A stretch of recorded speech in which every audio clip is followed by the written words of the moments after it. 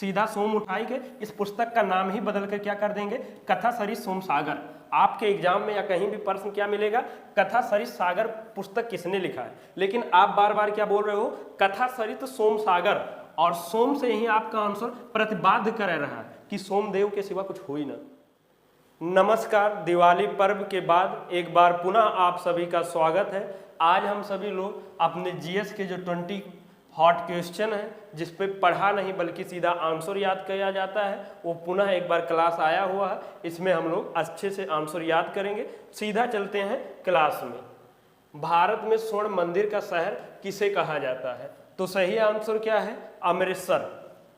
तो यहाँ से हम लोग क्या करेंगे, कैसा करेंगे, सब लोग को पता है कि जो है कि यहाँ पर आंसर उठा के प्रश्न में इनबिल्ट करके बार बार उसको प्रश्न बोल दिया जाता है। जब एग्जाम में मिलता है वो तो दिमाग में चलता है ये, आइए देखते हैं ये ना वो। यहाँ से सीधा अमृत उठाएंगे और इसमें इनबिल्ट करके हमेशा के लिए बार बार आप इसका प्रश्न क्या हो चुका है, भारत में स्वर्णामृत मंदिर का शहर किसे कहा जाता। अब ये प्रश्न क्या हो चुका है आपका, भारत में स्वर्णामृत मंदिर का शहर किसे कहा जाता है, तो सही आंसर क्या है आप देखेंगे तो यहाँ से अमृत निकल के आ रहा, और अमृत से आपका आंसर अमृतसर होगा, जो ना भूले दी ना कंफ्यूज हुए दी।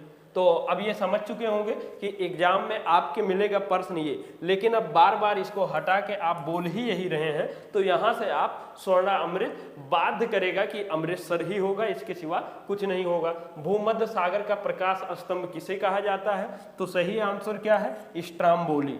अब करना क्या है, यहाँ से स्ट्रॉम्ब उठाएंगे और इसी में इनबिल्ट करके हमेशा के लिए इसको क्या बोलेंगे, भूमध्य सागर का प्रकाश स्ट्रॉम्ब स्तंभ। क्या बोलना है, भूमध्य सागर का प्रकाश स्ट्रॉम्ब स्तंभ। और यहाँ से देखेंगे स्ट्रॉम्ब जब बार बार यही बोले हैं तो आंसर आपका बन जाएगा स्ट्राम्बोली। और यदि आप लोगों को यह क्लासेस अच्छा लगता है तो अधिक से अधिक कमेंट में बताएंगे, जिससे कि अब आप लोग का ये जीएस का क्लासेस जो हो रेगुलर कंटिन्यू रह सके। निम्नलिखित में से कौन सी नदी प्रसिद्ध धुआंधार जलप्रपात में गिरती है, तो सही आंसर क्या है, नर्मदा नदी में। तो यहाँ से आप क्या करोगे, मर्दा उठाएंगे और इसी में इनबिल्ट करके क्या बोलोगे, धुआं मर्दाधार जलप्रपात। वैसे आप क्या बोलते हैं, धुआंधार जलप्रपात, जो यहाँ हम जाने वाले थे और मेरी पूरी टीम गई हुई थी, और मैं सिर्फ इसलिए नहीं गया कि आप लोग का क्लासेस जो करंट अफेयर का है डिसकंटिन्यू 2-4 दिन के लिए करना पड़ेगा। अब सोचिए, आपके लिए हम इतना त्याग कर रहे हैं, आपको भी तो हमारे लिए कुछ करना चाहिए, और करने के लिए क्या, वही कमेंट, लाइक, शेयर, प्यार, और क्या चाहिए। ठीक, तो यहाँ से आप ये करेंगे और इसको इनबिल्ट करके बार बार यही बोलेंगे तो याद हो जाएगा।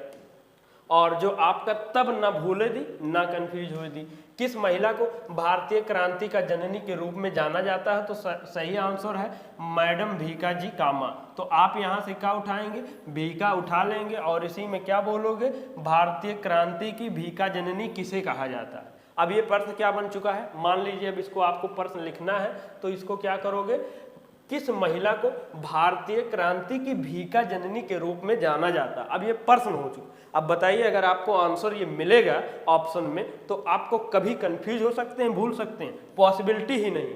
तो यही मैं कहता हूँ, इतनी तो हम श्योरिटी दे ही दे रहे हैं कि आप ना भूलिए ना कंफ्यूज होइए। सुबह का तारा किस ग्रह को कहा जाता है, तो सही आंसर क्या है, शुक्र। अब शुक्र को सुबह का तारा, शाम का तारा, सबसे चमकीला ग्रह भी कहा जाता है। तो अब इतना में अब इसको अब सुबह का तारा नहीं बोलना, मैक्सिमम लोगों को ये याद भी होगा, लेकिन कभी कभी कंफ्यूजन बन जाती हुई कि शुक्र है कि बुध है, ये दोनों में। तो अब क्या बोलना है, सुबह का सुतारा किसे कहा जाता है, क्या हो चुका है, सुबह का सुतारा किसे कहा जाता है, और सु से आपका यहाँ शुक्र बाध्य हो चुका है। शाम का सुतारा ऐसे ही सबसे चमकीला सुग्रह, क्या सबसे चमकीला सुग्रह, और सु से यहाँ आंसर बाध्य है। और टकला मसान या टकला मकान मरुस्थल किस देश में स्थित है, तो सही आंसर क्या, चीन में है। अब जिस देश में है उसका पहला अक्षर हम उसी से कर ही देते हैं। अब ऐसे ये आपके एग्जाम में प्रश्न टकला मसान या टकला मकान दोनों मिल सकते हैं, तो यहाँ हम वो का दोनों हटाई के हम बार बार क्या बोलिए,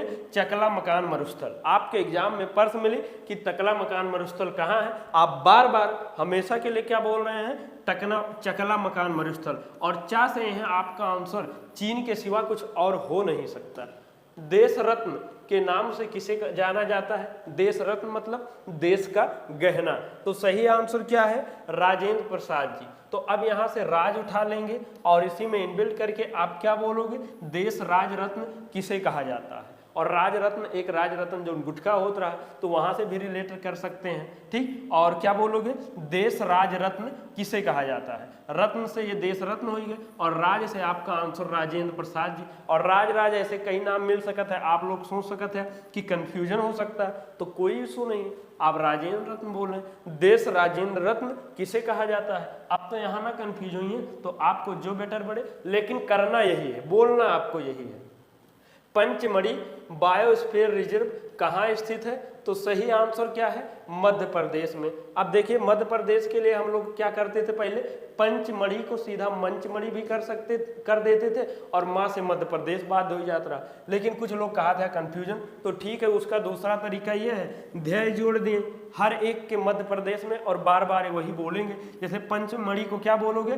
पंचमढ़ीध्य बायोस्फीयर, और ध्याय से मध्य हो जाए, या यहाँ से भी मध्य उठाई के माँ उठाई के मध्य प्रदेश, इस प्रकार से हो जाएगा।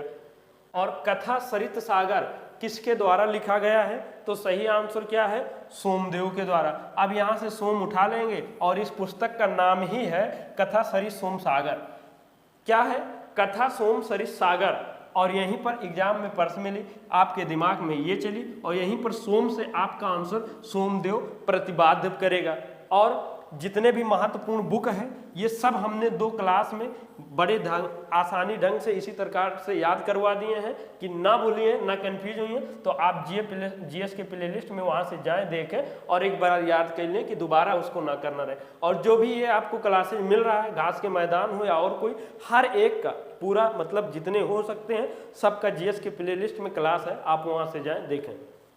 उष्णकटिबंधीय घास के मैदान सवाना और बेल्ट्स सामान्यतः कहाँ पाए जाते हैं? सही आंसर क्या है? अफ्रीका में पाए जाते हैं। तो सही आंसर के लिए यहाँ अफ्रीका उठाएंगे और इसी में इनबिल्ट करेंगे कि सब आना, सवाना मतलब सब आना फ्री का बट रहा है, और कौनो चीज जब फ्री के बटत है या फ्री के राहत है तो सब अवतो है। तो आप यहाँ से क्या बोलोगे? इसका नाम सवाना फ्री का घास मैदान, बेल्ट्स फ्री का घास मैदान। अब यही आपका प्रश्न, यही आपका आंसर, और इसी से आपका इसे क्या हो जाएगा? सिलेक्शन होगा। बार बार आपको यही बेल्ट्स फ्री का घास मैदान बोलना है। जैसे अब जितने भी नृत्य है सबको अच्छे से याद कराए हैं। क्षत्रिय नृत्य का संबंध किस राज्य से है? तो सही आंसर क्या है? असम। ऐसे कंफ्यूजन होता है, तो जो कुछ भी असम में है हर एक में सम पीछे से चिपकाए दें और बार बार वही बोलेंगे। जैसे क्षत्रिय सम नृत्य, एग्जाम में ये, आपके दिमाग में ये, और फिर यहीं से आपके सम से निकलेगा असम, फिर उसके बाद आपका क्या होगा? आप समझते हैं। किसने संविधान की प्रस्तावना को राजनीतिक कुंडली कहा है? तो सही आंसर क्या है? के.एम. मुंशी जी ने कहा है। अब देखिए के से यही कुंडली मेन की है, तो यही का से कुंडली और का से के.एम. मुंशी रिलेट रखेंगे और उसके बाद इसको उठाए कि इसी में इनबिल्ट करके आप क्या बोलोगे? संविधान की प्रस्तावना को राजनीतिक के.एम. कुंडली किसने कहा? आप क्या बोलोगे? संविधान की प्रस्तावना को राजनीतिक के.एम. कुंडली किसने कहा है? और के.एम. से आपका आंसर यही हो जाएगा के.एम. मुंशी। गायत्री मंत्र के नाम से प्रसिद्ध मंत्र की प्राचीनतम घटना निम्नलिखित में से किस पाठ में मिलती है? तो सही आंसर क्या है? ऋग्वेद में। वैसे सभी लोग को ये पता ही रहता है गायत्री मंत्र के बारे में, ऋग्वेद से ही है। अगर जो लोग मतलब 90% लोग का कंफर्म है, अगर किसी को कंफ्यूजन है तो यहाँ से ऋग उठाई के गायत्री ऋग मंत्र, क्या गायत्री ऋग मंत्र कैसे कहते हैं? तो यहाँ ऋग से ऋग्वेद हो जाएगा। सत्यार्थ प्रकाश पुस्तक किसके द्वारा लिखी गई है? तो सही आंसर क्या है? दयानंद सरस्वती। आप क्या करोगे? सरस्वती जी को उठाओगे और इसी में क्या बोलोगे? सत्यार्थ सरस्वती पुरस्कार। सत्यार्थ सरस्वती पुरस्कार क्या बोलोगे? सत्यार्थ सरस्वती प्रकाश पुस्तक, अब इसका ये नाम हो चुका है और यहीं से आपका आंसर निकल जाएगा। निम्नलिखित में से किसने poverty and unbritish rule in India पुस्तक की रचना की है? तो सही आंसर क्या है? दादा भाई नौरोजी। अब यहाँ से दादाजी को उठा लेना है और इसी में इनबिल्ट करके क्या बोलोगे? पॉवर्टी एंड अनब्रिटिश दादा रूल इन इंडिया। समझा था ना? कोई चीज कहीं पर रूल बनाओ तो दादा वाली फीलिंग आओ, और फीलिंग कब आई? जब पढ़ लिख ले हैं और बढ़िया से मन से ढंग के अपना 100% दिए, सिलेक्शन हो जाए, तब वो वाली फीलिंग आए, एनर्जी, जोश, जुनून। जैसे जो दिवाली इस बार गई है ना, ऐसे शादी सादा वाला, ना झुर्री सही से बनाए मिला है, जलाए मिला है, ना पटाखा सही बताऊं हुआ है ना ऐसा। तो जब सिलेक्शन नहीं हुआ रहता ना तो ऐसे होता। हमारा भी जब सिलेक्शन से पहले ऐसे निकलता था। तो अपना एक बार 100% बढ़िया से कोई चीज़ पढ़े और ढंग के ले, फिर उसके बाद ले धड़ाधड़ दिवाली ही। अब क्या बोलोगे? पावर्टी एंड अनब्रिटिश दादा रूल इन इंडिया। क्या? पावर्टी एंड अनब्रिटिश दादा रूल इन इंडिया, और दादा से ही आपका आंसर दादा भाई नौरोजी हो जाएगा। शेरशाह सूरी का मकबरा कहाँ स्थित है? तो सही आंसर क्या है? सासाराम। अब यहाँ से सासा उठाए ले हैं और इसी में इनबिल्ट करके शेरशाह सूरी का सासा मकबरा, जिसमें वो सांस भी लेते हैं। ठीक है, समझाते हैं ना? सांस मतलब याद करें कि वो है, थोड़ा इंटरटेन मान लीजिए। क्या? शेरशाह सूरी का सासा मकबरा कहाँ स्थित है? शेरशाह सूरी का सासा मकबरा कहाँ स्थित है? और सासा से आपका आंसर हो जाएगा सासाराम में। हम्पी का बिट्ठला मंदिर किसने बनवाया था? पहला तो हम्पी का नाम है, कहाँ पर है? कर्नाटक में है, तो इसको क्या बोलोगे? हम्पी नाटक बोलेंगे। का बिट्ठला मंदिर ये कैसे याद करेंगे? किसने बनवाया है? देवराय द्वितीय ने। तो आप क्या करोगे? हम्पी नाटक का बिट्ठला देवराय द्वितीय मंदिर। क्या? हम्पी नाटक का बिट्ठला देवराय द्वितीय मंदिर किसने बनवाया था? यही आपके प्रश्न, और यही में सब गोला झोला कह के आंसर हो चुका है। झीलों का नगर किसे कहा जाता है? अब देखिए, नगर और श्रीनगर हम बोलते ही हैं कि झीलों का श्रीनगर किसे कहा जाता है। क्या?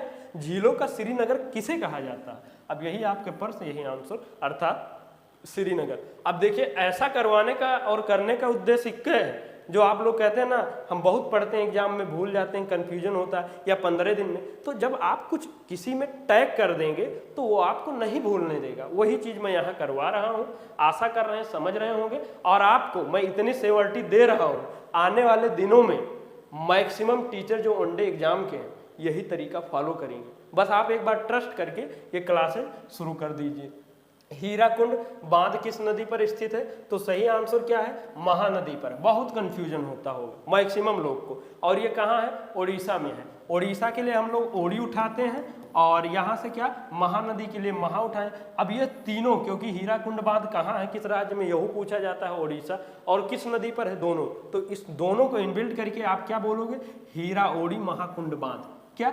हीरा ओड़ी महाकुंड बांध। अब इसका नाम हो चुका, ओड़ी से उड़ीसा हो जाए, महा से महानदी। और ये ऐसा मत समझिए कि ऐसा ये कोई ट्रिक है, बार बार हर एक में मतलब ट्रिक दे रहे हैं कितना है, ये कोई ट्रिक नहीं है, पहली बात जान ले। ये बस एक पैटर्न है, तरीका है, जो आप अलग अलग करते हैं, मैं दोनों मिक्स कर देता हूँ। यहाँ पूरा भुलाता है, मैं पूरा याद रहता है। ठीक है।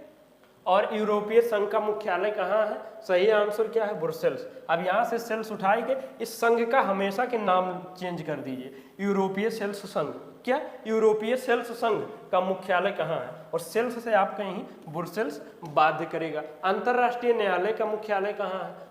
तो सही आंसर द हेग है। और जितने भी महत्वपूर्ण मुख्यालय संघ है, मतलब संघ है, उसका मुख्यालय भी हमने याद करवा दिया है। प्लेलिस्ट इसके लिए भी आप जाएं, वहां से एक बार, जैसे ये बार बार पढ़ो, बार बार भुलाओ, और बार बार सिलेक्शन ना हो, कि यह रीजन है। एक बार जैसे अंतरराष्ट्रीय न्यायालय का मुख्यालय कहाँ? The Hague. अब इसको बार बार बोलना है, अंतरराष्ट्रीय हेग न्यायालय का मुख्यालय। अब यही प्रश्न, यही आंसर समझ ही रहे होंगे। अंतरराष्ट्रीय हेग न्यायालय का मुख्यालय कहाँ है? और हेग से यही आंसर बाध्य हो रहा है। पेरू देश की राजधानी, देख रहे हैं ना, मुझसे लीना निकलने जा रहा था। राजधानी कहाँ स्थित है? सही आंसर है लीमा। अब जितने भी देश है उसका राजधानी भी कुछ आगे पीछे करके याद कराया गया है। आप प्लेलिस्ट इसका भी है, आप वहां से जाएंगे। अब पेरू को क्या बोलोगे?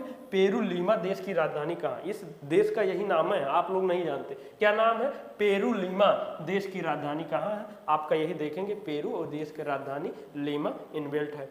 सूर्य ग्रहण सदैव होता है। मैक्सिमम लोग को बहुत कंफ्यूजन होता है, दो रहता है, एक सूर्य और एक चंद्रमा रहता है, एक अमावस्या रहता है, दूसरा पूर्णिमा रहता है। यही गोलो झोला ऐसे करता है। अब देखिए, सूर्य ग्रहण कब मनाया जाता है? अमावस्या को। तो यहाँ से वस्या उठाए के इसी में इनबिल्ट करके क्या बोलोगे? सूर्यवस्या ग्रहण।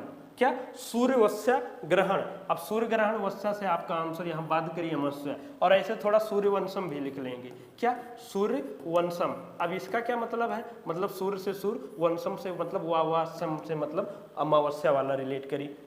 ठीक। और चंद्र ग्रहण कब मनाया जाता है? पूर्णिमा को। तो आप क्या बोलोगे? चंद्र पूर्ण ग्रहण। क्या बोलना है? चंद्र पूर्ण ग्रहण। और पूर्ण से आपके क्या हो जाए? पूर्णिमा को मनाया जाता है। आशा करते हैं अब जितना भी हमने कुछ पढ़ाया नहीं बल्कि सीधा याद करवाया है। याद करवाने का तरीका यही है कि लेटे लेटे पढ़े पढ़े अगर आप लोग देखते हैं तो इससे ना याद हो। एक बार आपको नोट्स बनाना पड़ेगा, एक दो बार रफ पर लिख लिए हैं, तब इसके लिए मैं ताउम्र की गारंटी दे रहा हूँ। आप जब बुढ़ाए जाएगा 1000-2000 वर्ष बाद भी ये आपको याद आएगा, सपने में भी आएगा। लेकिन कब? वही जो हमने बताया है।